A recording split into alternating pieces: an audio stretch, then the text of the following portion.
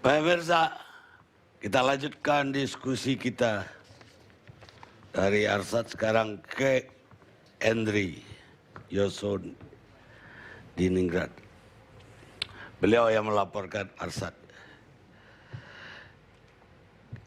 Bagaimana ceritanya Anda begitu banyak ya ketika kampanye itu ribuan mungkin Facebook atau Twitter yang menyerang kedua calon malah baik Jokowi JK ataupun Prabowo Hatta, artinya bersiliweran dan kadang-kadang sistematis sekali.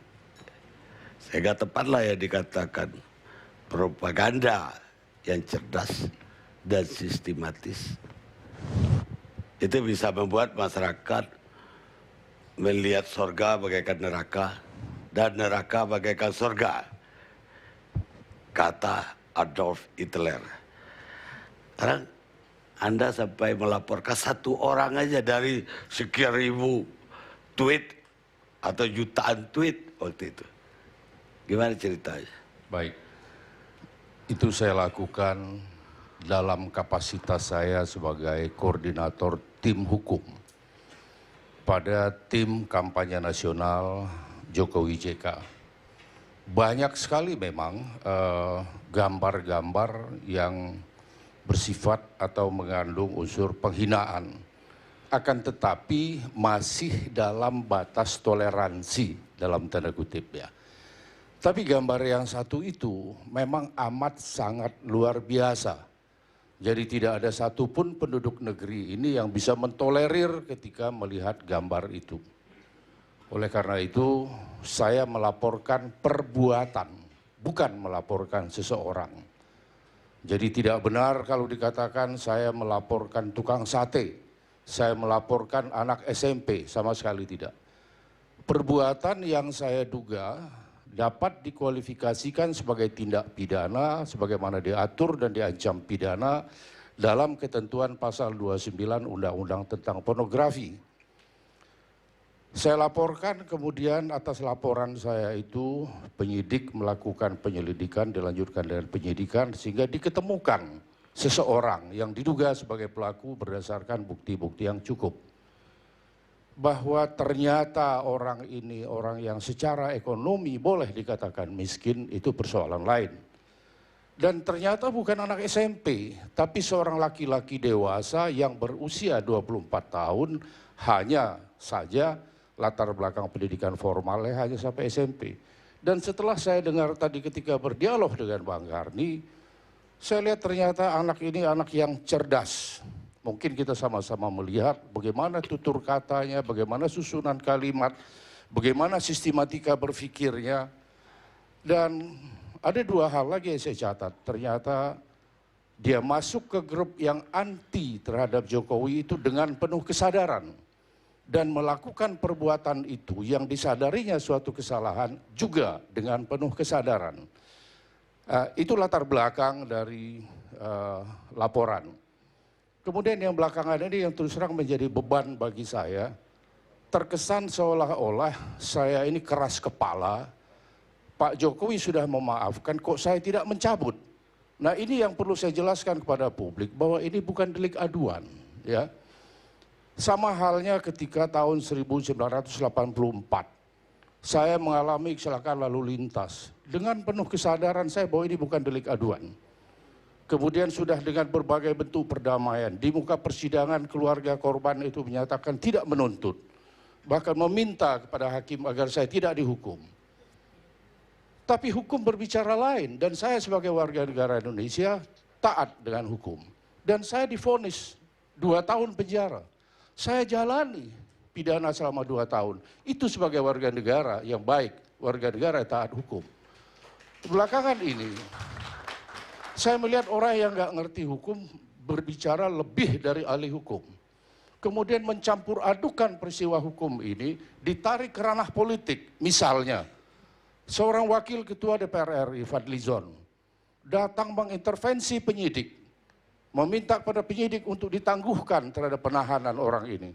Saya katakan bahwa perbuatan itu adalah perbuatan menyalahgunakan kewenangan atau kekuasaan yang ada pada dia. Melakukan abuse of power. Dan ini suatu tontonan yang justru menyedihkan bagi kita. Apakah seorang negarawan, seorang politisi, seorang pejabat negara patut untuk melakukan hal seperti yang dilakukan oleh Fadlizon? Ini harus menjadi catatan kita bersama. Itu menurut penjelasan saya di tahap awal. Terima kasih. Ya, tapi kalau argumen Anda yang terakhir, Pak Jokowi juga meminta supaya ditangguhkan penahanan. Nah, ini yang perlu saya jelaskan ya. Pak Jokowi tidak pernah meminta untuk ditangguhkan penahanan. Kenapa? Beberapa hari sebelum orang tua dari tersangka ini datang ke istana, saya berkomunikasi dengan salah seorang penyidik yang tidak perlu saya sebutkan. Saya berhak untuk berkomunikasi selaku pelapor, karena semestinya SP2HP pun dikirimkan kepada saya. Bahwa pada saat itu Fadlizon datang meminta kepada penyidik untuk ditangguhkan. Kemudian penyidik mengatakan asal memenuhi syarat-syarat, antara lain permohonan penangguhan disertai dengan jaminan. Dan pada waktu itu sudah dinyatakan akan ditangguhkan hari Senin. Padahal mereka datang ke istana itu setelah peristiwa Fadlizon datang. Berarti bukan karena permintaan Jokowi. Pak Jokowi tidak pernah meminta. Pak Jokowi taat akan hukum. Pak Jokowi tidak akan mengintervensi penyidik. Itu sudah pasti. Bahkan kedatangan ke istana, sejak awal saya katakan melalui beberapa media, tidak perlu datang ke istana. Karena saya jamin, saya pastikan bahwa Pak Jokowi pasti akan memaafkan. Lagi pula yang saya khawatirkan, kalau pada saat itu kebetulan Pak Jokowi dengan berbagai agenda yang sudah terencana, tidak bisa menerima kehadiran orang tua si tersangka ini, nanti didramatisir lagi. Ada duduk di luar pagar, makan nasi bungkus, disorot oleh kamera, dikatakan dari pagi sampai sore akan menghadap presiden, tapi tidak diberi waktu. Yang akan rugi siapa? Pak Jokowi lagi, presiden kita, bukan presidennya PDI Perjuangan, bukan presidennya Koalisi Indonesia Hebat. Itu presiden dari segenap bangsa Indonesia ini, yang harus kita hormati bersama. Jadi pengaduan Anda atau laporan Anda itulah, itu kapan? Sekitar 27, tanggal 4 Juli kalau saya tidak salah, jam 2 dini hari. Itu lebih pastinya bisa diperiksa di penyidik tanggal berapa itu. Saya lupa karena artinya jauh sebelum Pak Jokowi terpilih jadi jauh sebelumnya. presiden. Dan agar diingat bahwa Pak Jokowi sebelum ditetapkan, sebelum dilantik sebagai presiden, beliau sudah diminta keterangan sebagai saksi korban. Dan ada surat kuasa yang diberikan kepada kami tim hukum, karena waktu saya setelah lapor, 2 hari kemudian saya dihubungi oleh penyidik agar hadir untuk memberikan keterangan sebagai saksi pelapor, disertai dengan melampirkan kuasa dari Pak Jokowi, dan saya kembali 2 hari kemudian sudah disertai dengan surat kuasa dari Pak Jokowi. Dan Pak Jokowi diperiksa itu karena beliau sebagai warga negara yang taat akan hukum. Karena setiap warga negara wajib untuk memenuhi permintaan atau panggilan dari penyidik untuk memberikan keterangan sebagai saksi. Itu kewajiban dari warga negara. Mungkin Pak Juniman mau nambahin sebagai rekan sama-sama tim pembela apa? Ya, tim hukum Tim Pak hukum Jokowi. Pak Jokowi dan Yusuf JK. Kala. Terima kasih Bang Karni. Tadi Bang Henry sudah menjelaskan secara lugas, tegas. Saya hanya menyampaikan bahwa ini murni masalah hukum. Itu yang pertama. Yang kedua, bahwa masalah ini ya sudah dibawa ke ranah politik. Kenapa saya katakan begitu? TV One sendiri ya telah meminta saya untuk ya berbicara secara live ya dengan narasumber termasuk para politisi, yaitu Ramadan Pohan. Ya, beliau tidak bicara hukum, tetapi beliau mengatakan Pak Jokowi itu adalah dipilih oleh rakyat, termasuk dipilih oleh MA dan segala macam. Saya hanya menyampaikan begini, bahwa kita harus memahami prinsip equality before the law. Itu yang pertama. Yang kedua, tentu kita harus bicara hukum dan keadilan yang mengarah kepada kepastian hukum. Jadi saya hanya mengatakan, biarkanlah hukum berjalan sebagaimana adanya, nanti dalam persidangan, hakim akan memutuskan salah atau tidaknya seseorang berdasarkan bukti dan yang paling penting keyakinan hakim. Nah, kalau menyangkut, saya hanya menambah apa yang disampaikan oleh Bang Henry, menyangkut penangguhan, saya kira itu menjadi kewenangan penyidik. Ya, kita tidak perlu menyeret-nyeret Pak Jokowi. Ya, Pak Jokowi bukan sebagai presiden di sini. Ya, Pak Jokowi dulu adalah calon presiden. Ya, mari kita serahkan kepada penyidik. Toh perkara ini setahu saya, Pak Boy, belum P21. Ya, kita serahkan saja. Ya, tapi kan tuduhannya itu penghinaan sama pornografi. Ya, pornografi. Artinya kalau penghinaan notabene delik aduan. Ya, boleh. Artinya harus ada yang mengadu. Betul. Korban. Iya. Bukan para pengacara, tapi Iya. korbannya sendiri. Iya, begini Bang Karni, ini harus kita luruskan juga bahwa ada 3 delik. Ada 3 delik ya yang dipersangkakan kepada Arsyad ini atau MA yang kita kenal dengan MA itu. Yang pertama undang-undang tentang pornografi. Ini dulu kita harus pahami. Undang-undang pasal 29 ya, nomor 44 tahun 2008 tentang pornografi. Ini bukan delik aduan. Ya, kalau kita bicara penghinaan atau fitnah, pencemaran nama baik, monggo 310, 311, delik aduan. Tapi ada satu lagi, undang-undang tentang IT. Jadi ini masyarakat harus paham dulu ini, ya harus paham mengenai ini. Ini jelas-jelas dan tegas kami katakan bukan delik aduan, tetapi ini menjadi kejahatan umum, ya yang berdampak kepada penimbulan korban boleh saja dengan gambar. Kalau tadi MA mengatakan hanya 1 gambar, saya mendapatkan data lebih dari 10 gambar. Ada juga gambar Pak Yusuf Kalla, ada juga gambarnya Pak Surya Paloh. Belum melapor saja mereka itu.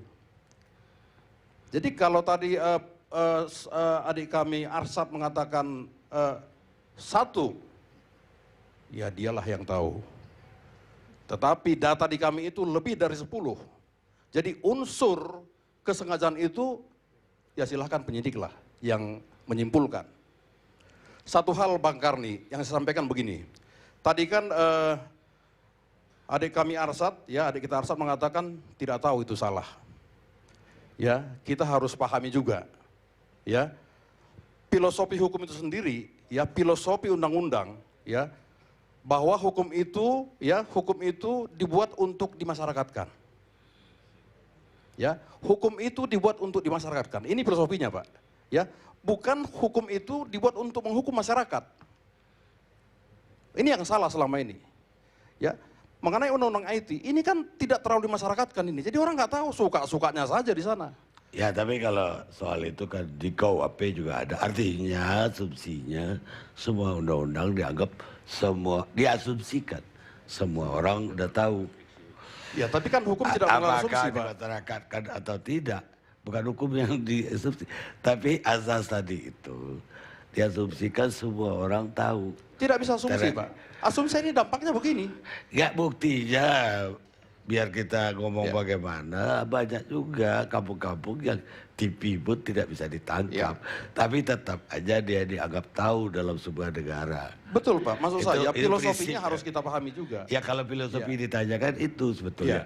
Filosofinya itu. Bukan karena ini kurang dimasyarakatkan, terus dia nggak tahu, nggak. Dia udah dianggap tahu, begitu diundangkan. Ya. Silakan. Pertanyaannya mungkin begini Pak. Ya. Tadi kan kata Henry tidak ada Pak Jokowi minta supaya tahan luar. Tapi ada permintaan untuk tahanan dalam kota atau luar kota atau tetap maksudnya itu di luar tapi bukan penangguhan. Tapi tahanan luar atau tahanan kota. Jadi begini Bang Karni, tentang kedatangan dari orang tua MA ke istana itu. Ya, kalau tadi Tipion mengatakan diundang oleh Pak Jokowi. Pak Jokowi tidak pernah mengundang.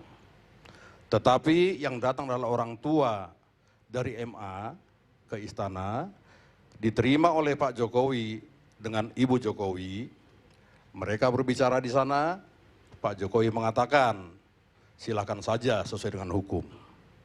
Itu kata-katanya, Pak. Ya, apa itu? Ya seperti Pak Henry bilang tadi, Bang Henry. Ada Pak Dijon yang ke kantor polisi, meminta kita tangguhkan. Polisi mengatakan, ada syaratnya, ada penjamin, segala macam, Pak. Dan Senin akan kita tindak lanjuti kalau itu semua dipenuhi. Begitu, Pak. Terima kasih. Enggak ya, diucapkan Pak Jokowi kepada publik apa yang Anda dengar waktu itu?